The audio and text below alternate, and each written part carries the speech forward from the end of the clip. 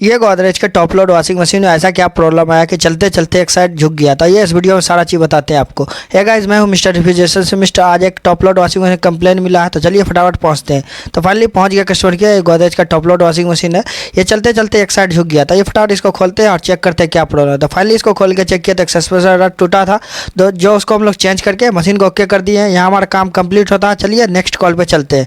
तो फाइनली पहुंच गया नेक्स्ट कंप्लेंट पे हम लोग। ये गोदरेज का 350 लीटर डीप फ्रिज था, जिसको हम लोग को इंस्टॉलेशन करके कस्टमर को समझाना था। तो फाइनली इसको हम लोग इंस्टॉलेशन करके कस्टमर को समझा दिए हैं।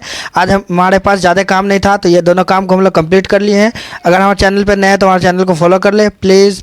मिलते हैं नेक्स्ट वीडियो में नेक्स्ट कंटेंट के साथ। तब तक के लिए बाय बाय।